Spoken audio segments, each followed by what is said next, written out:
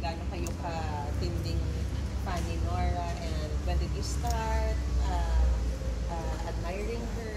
Tsaka ano ba ang naging relation niyo? Actually, I was still in high school in Tacloban. Sabihin na natin, Norarian ako.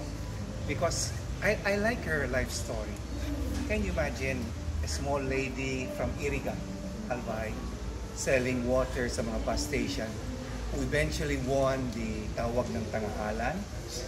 And from there, talagang umangat na ang career niya. She became a good singer and eventually a good actress. In fact, one of my favorite movies, yung pinanood ko talaga from start to end, yung Himala. Ang pangalan niya doon, she played the role of Elsa. Ang hindi ko makalimutan siya, sabi niya, walang himala. Ang himala nasa puso ng tao.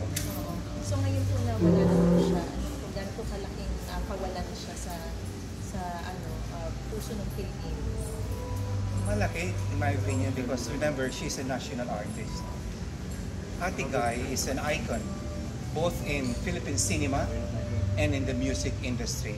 So, malaking kawalan ang nangyari dito kay Ate Guy. So,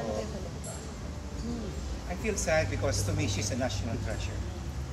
Her life, talagang very inspiring.